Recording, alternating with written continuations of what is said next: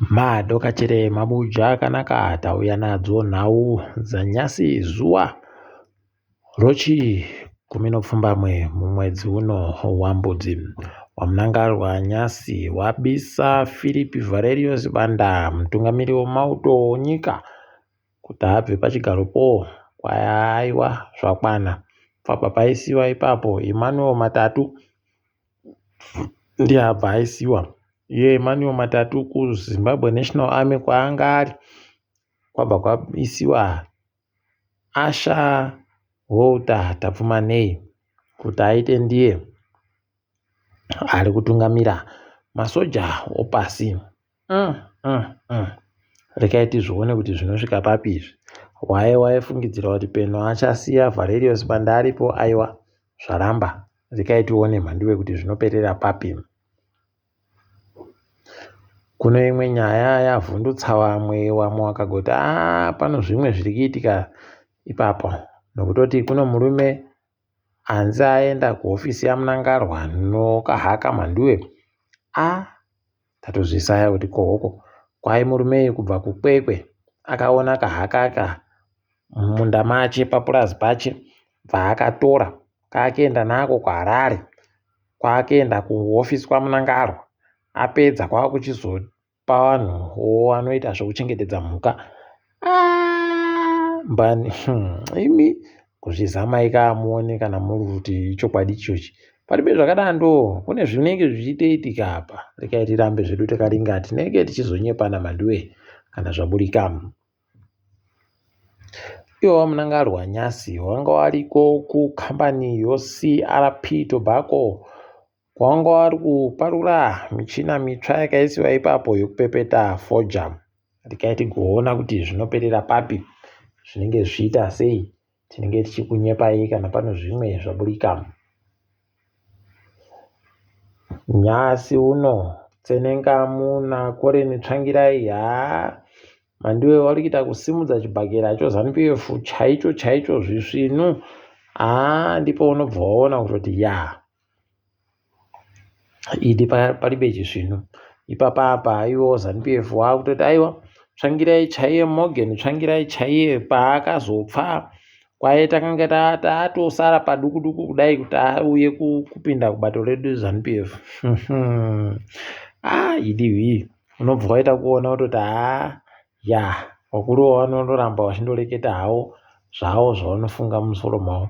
Rekai tigoringa mhandiwe kuti zvinoperera kupi.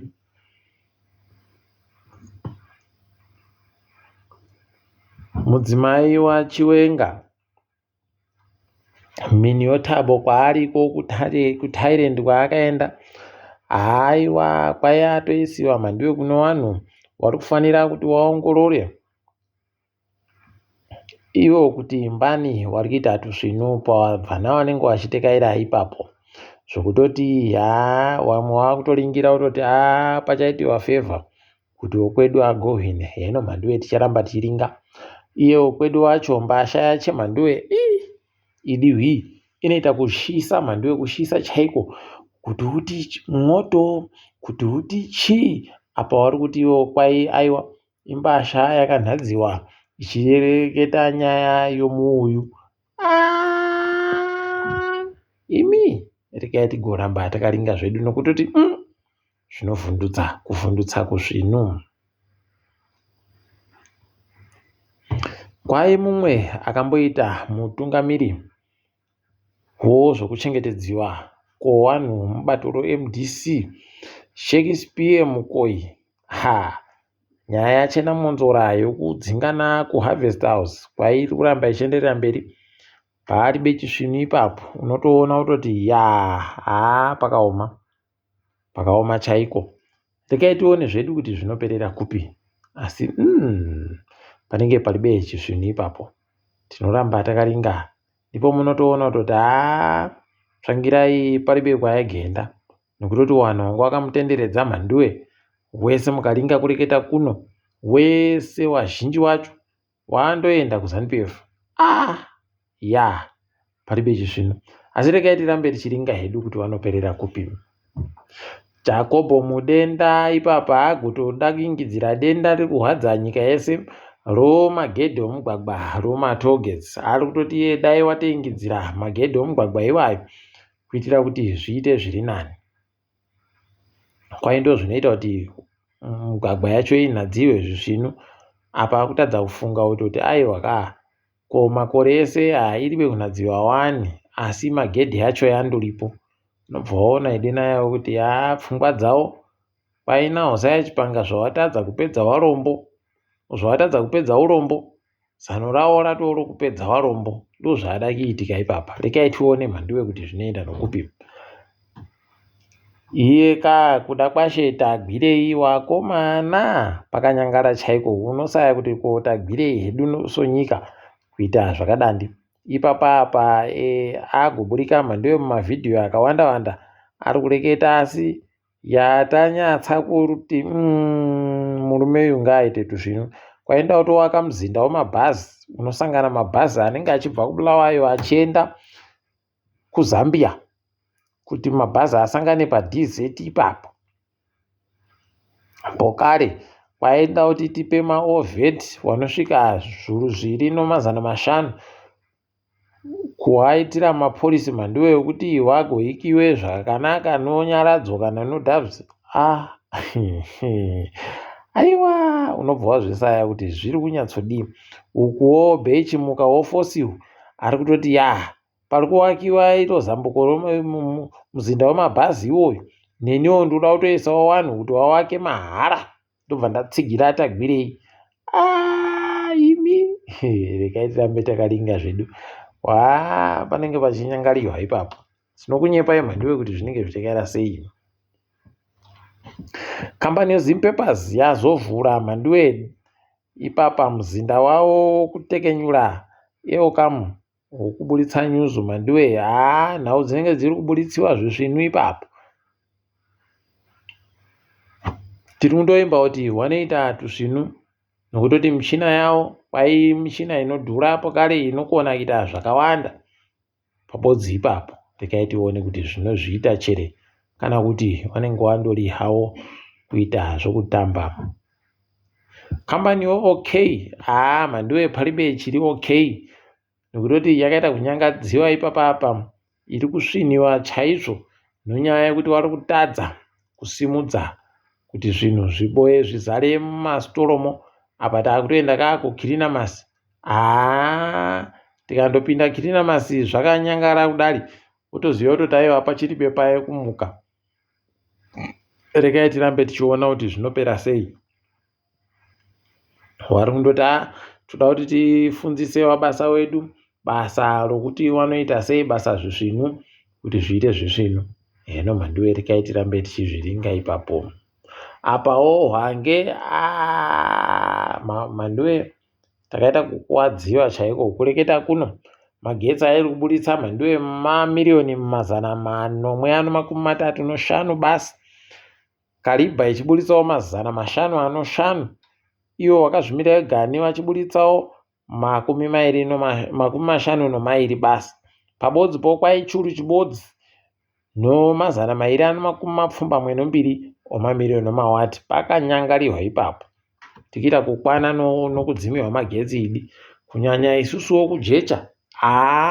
Wanobva waita kudzima kusvinu chaiko chaiko. Rekai tirambe tichiona kuti zvinoperera papi.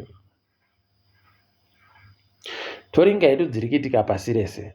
Izvezvi Bushiri agoburika paENCA mhanduwe ari kuti zviri kureketika ipapapa kwainde kunyepewa inini. Nhau yacho unobva waita kuona nayawe kuti pane zvimwe zvinenge zvichiitika zvatisiri kukona kuziva kuti chokwadi nomanyepo ndezvipi. Yawe basi ndiwo wanenge wachiziva hawo nokuti paribe chawasingazive. Apa kambani yoPep nokambani yoShoprite wari kuda wese kudzingirisana ipapa kupinda kuita mabhengi. Watopuwa marezinesi wese mhanduwe. Uyu arida kuitawo bhengi rache, uyu arida kuitawo bhengi rache. Rekai tione kuti zvichanakira wanhu chere kana kuti tinoramba takandoringa kuti zvinenge zvichienda nokupi chaiko. Akamboita gurukota noringa nozvo munyika yeSouth Africa Malusi Gigaba apuwa mhosva ipapa yei pachinyangara manje apuwa masamanisi ache mhando yekuti akutsvakiwa ari kuda kutongiwa. Regai tione kuti achaiburika chere iyoyi ende zvichaita sei tinenge tichizounyepa hedu. Kudunhu roGauteng vari kufara fani dhamu roVhao kwaira atoita kutaikira zvokutoti vanhu vari dzasi vakutonzi aiwanga wabisiwe kuitira kuti mvura ipa ichavhuriwa mhando magedho aye omadhamu kwai panenge pari pechisvinu nekutoti ichange yakawanda. Tiri kutotenda kuti vakomana mukaona matotanda kutaikira mvura kudari dai wakuona kupenyu tsaukani ichienda kudhamu rokaribha kuku penyu zvingaite zvisvinu. Heno regai tirambe tichiringa hedu kuti zvinoenda nokupi. Apawo guta roJoburg kwai kubva musi wechishanu kusvika musi womuvhuro panyaya yeG20 panenge pakanyangara mapurisa anenge ari pese vakapfika mugwagwa mhando vari kudaba zvokujairiwa vari kudaba kusiya zvinhu zvichikona kuzonyangara ipapo. Tikati zvisvinu itai tione kuti munoperera papi. Bhangi rokuNamibia kwai mutungamiri waro ati ndichazvidaba ndaakutosiya inini ndichinogorera ndiri kufanira kusenza asi aiwa ndaneta ndichazvidaba. Regai tione kuti zviizvo zviri kuitika ipapo. Peno akapuwa basa heno kunze kwenyika heno ticharamba tichiringa hedu kwazvinenge zviri kuenda. Apawo kambani yeAmazon iri kufadza vanhu vari kuita kuhewa rute mhanduwe nokutoti dandemutande rayo rinenge Starlink ranzi raakutanda kuburika izvezvi zvokutoti taakutoimba kuti kuZimbabwe kuno wachamhanya kuita bau nokutoti wazhinji izvezvi watomirira kuti Starlink ivhure kuti wakone kuboya dandemutande kuno aiwa Starlink iri kuda pakuvhura. Iyo Amazon ngaivhure uone vanhu vachiita chipitipiti zviite zvisvinu zvinakidze. Tinoramba tichiringa hedu kwazvinenge zvichienda kuti ndokupi chaiko asi aiwa zviri kuratidza kuita tuzvinu. Tiri kufara kutoti chikwata choArsenal nochikwata choRwanda nonyika yoRwanda kwaiwati aiwa tichadaba kuita usahwira watagoitawo kuti Rwanda inenge ichiadvertisa ipo pambasha dzoArsenal. Regai tione kuti zvinenge zvichienda nokupi chaiko tinenge tichinyepana mabuja nokuti kwanyasi uno regai tigumire pano. Ndini wenyu Mhanduwe Onau.